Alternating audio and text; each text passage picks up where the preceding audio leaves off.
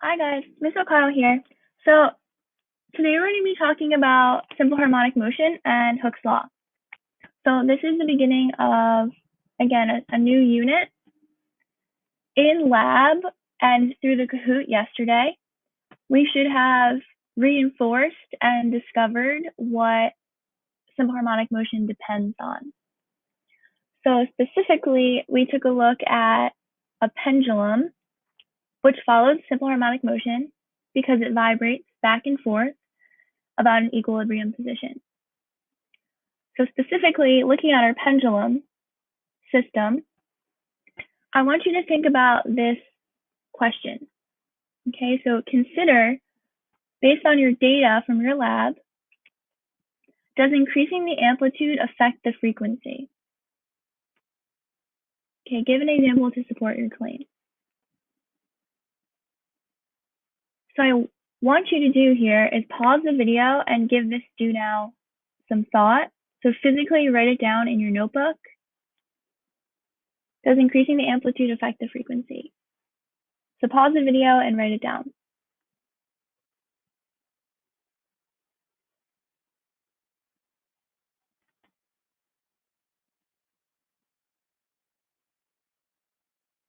Okay. So there are a few ways to think about this. Based on your data, right, and your 3 trials, when you increase the amplitude of the pendulum from 15 to 25 degrees, in neither of the 3 cases does the period change, right? So changing the amplitude does not affect the frequency of the pendulum because in the lab, when you increase the amplitude from 15 to 25 degrees, the period remained constant. Another way in which you can think about this is when you're driving to school or to the store, right, and you are listening to the radio. The frequency is the radio station, right? Our radio stations are measured in hertz, megahertz. The volume is the amplitude. If you change the volume, does the radio station change? No, right? So if you increase the volume, the station does not change. So if you increase the amplitude, the frequency does not change. If you change the radio station, so you change the station from 92.3 megahertz to 100.3 megahertz, the volume will not change. Okay, so frequency does not affect amplitude. Okay, and amplitude does not affect frequency. So you can use the pendulum as an example or the radio station and volume as an example. So another question I want you to consider is the period. So will amplitude affect period?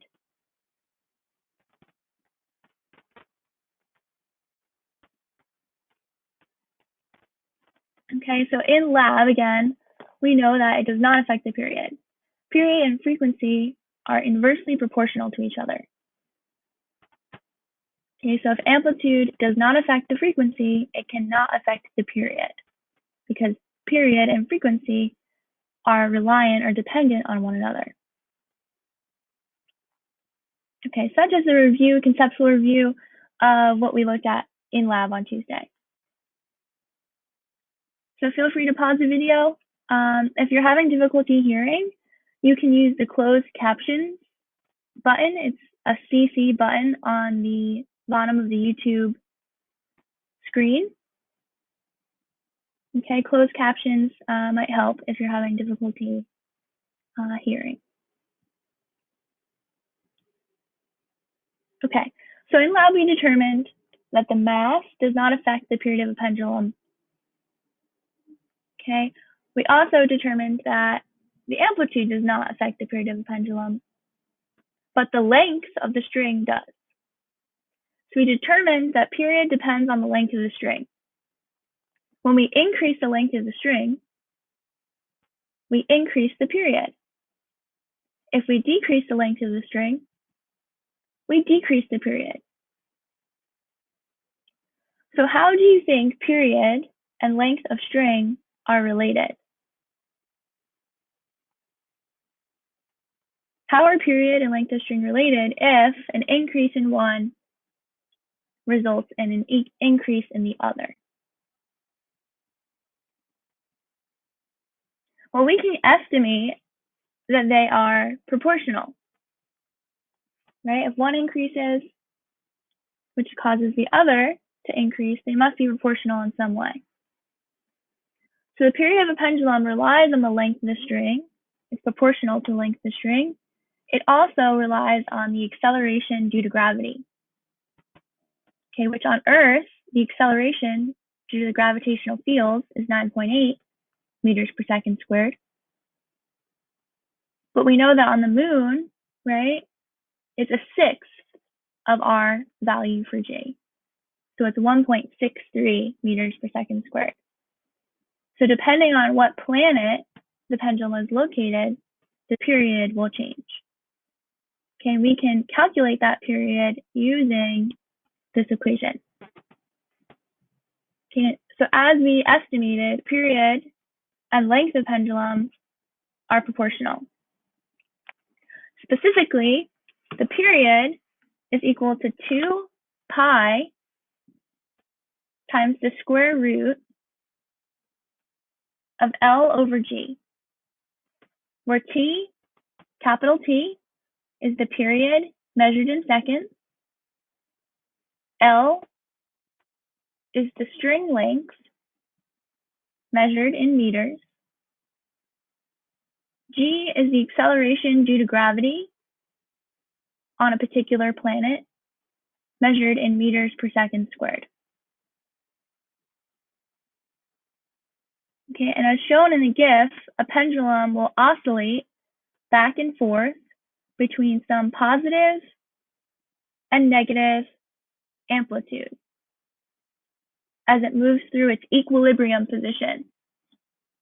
Okay, so that 0 marks the equilibrium position, which is the position in which there is no external force acting on the pendulum.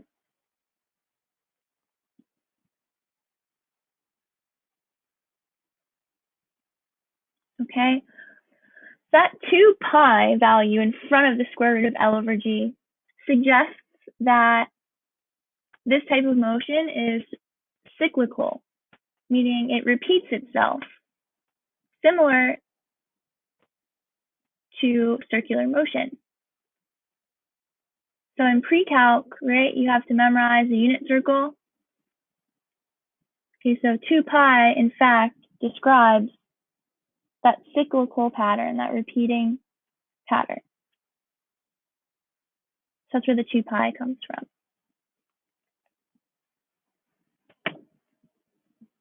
Okay, so let's take a look at how we would apply this equation to find out more information about a vibrating system. So let's head into a few examples. So example 1, period of a pendulum. If a pendulum makes 50 vibrations in 56 seconds, what is the A, period, B, frequency, C, length of this pendulum? Okay, so parts A and B we could have answered before learning the equation. Okay, that's similar to problems that we did on Monday. So if we're asked for the period is what variable? Capital T. Okay, and period, the definition of period is the time it takes for one oscillation. So capital T is the time it takes to make one oscillation, which for a pendulum is back and forth motion, right? One full swing. The time we know is 56 seconds. So we're going to plug that in for time. We know that it makes 50 oscillations. So we divide by 50 cycles or 50 oscillations. and we get that the period of the pendulum is 1.12 seconds. Now that we know the period, we can easily find the frequency. So we can either use the fact that frequency is oscillations per second, or we can use the fact that period and frequency are inversely proportional to one another. So the frequency, lowercase f, is equal to 1 over the period, which is capital T. So you plug in there 1 over 1.12 seconds, we get 0.89. We know that 1 over seconds is equivalent to hertz. So the frequency is 0.89 hertz. Okay, so now we have the period and the frequency of the pendulum. We need to determine the length of the pendulum, L. So how long that string would be for the period to be 1.12 seconds. So we're going to write down what we know, right? We know that capital T is 1.12 seconds. We're looking for L. So L equals question mark. What about G? What value will we use for G? So here, we are unsure exactly what planet we're on, right? If the problem does not give you a specific planet or a specific value for G, we assume that it's located on Earth's surface. What's the acceleration due to gravity on Earth's surface? 9.8 meters per second squared.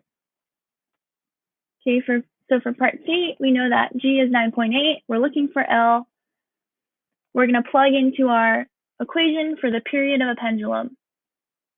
T equals 2 pi times the square root of L over G. For period, we're going to plug in 1.12 seconds. Okay, and for G, we're going to plug in 9.8 meters per second squared. And we need to solve for L. So what students struggle most with here is the algebra. Okay, so how do we get rid of that radical sign on the right-hand side of the equation?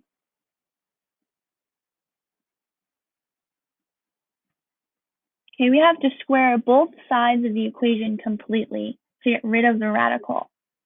Right? You cannot take the square root of a variable and solve for it very easily.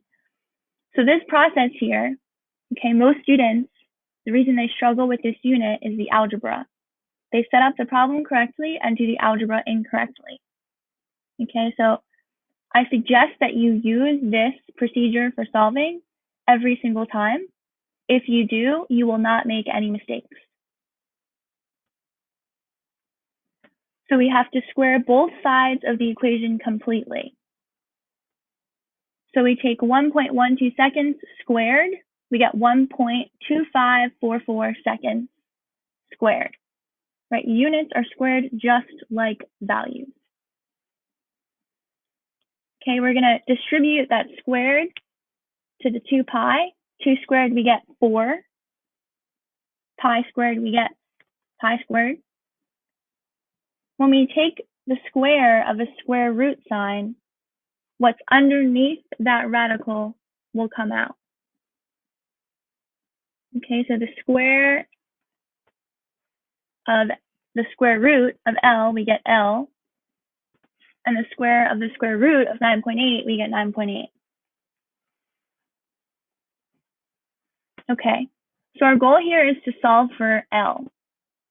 To get L by itself, we need to take this 9.8 meters per second squared and get it out of the denominator. To do that, we multiply both sides by 9.8 meters per second squared. It'll cancel out on the right-hand side. On the left-hand side, we will end up with 12.2931 meters. Okay, because our seconds squared will cancel out. We have meters times second squared over second squared, they cancel. On the right-hand side of the equation, we'll be left with 4 pi squared times L. To get L by itself, we divide both sides by the quantity 4 times pi squared. In your calculator, you must divide 12.29312 by the quantity. You must use parentheses or you will get the wrong answer. So you divide by parentheses 4 times pi squared. You must put a multiplication sign in between the 4 and pi. Close your parentheses. You will get 0.311 meters. Please pause the video, take out your calculator, and plug it in to make sure that you get the correct answer. It does not matter what mode your calculator is in, because we are not taking the sine, cosine, or tangent of an angle. So we do not need the calculator in a specific mode. But you must use parentheses and a multiplication symbol in between the 4 and pi, or you will not get the right answer. Your calculator does not know order of operations. So please pause the video and give that a try.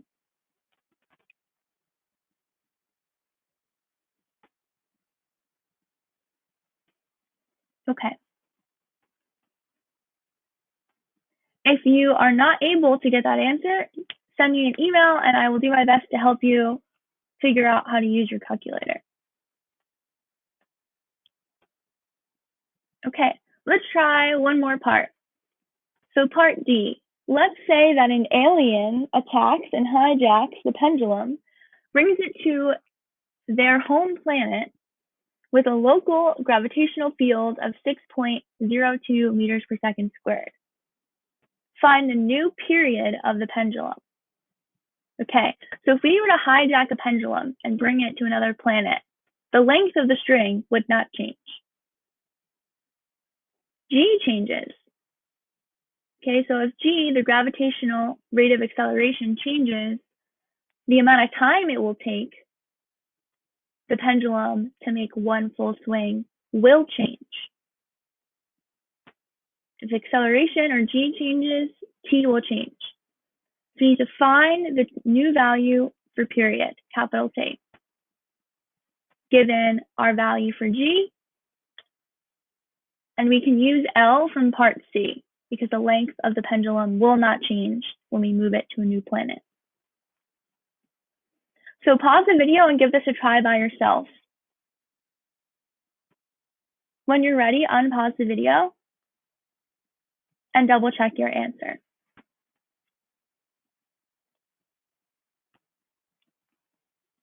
Okay, so you would have, hopefully, you took the period equation, period equals 2 pi times the square root of L over G. You plug in L, which is 0.311 meters, divided by 6.02 meters per second squared, and you should get that the new period on this planet would be 1.43 seconds. In your calculator, you must, again, first divide 0.311 by 6.02 and take the square root. Then multiply that quotient by parentheses 2 times pi, close parentheses. Please use the parenthesis and the multiplication sign, or you may not get the right answer.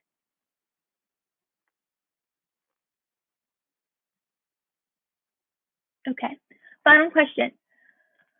So from part C to part D, okay, looking at the period, when G decreased, did the period increase or decrease?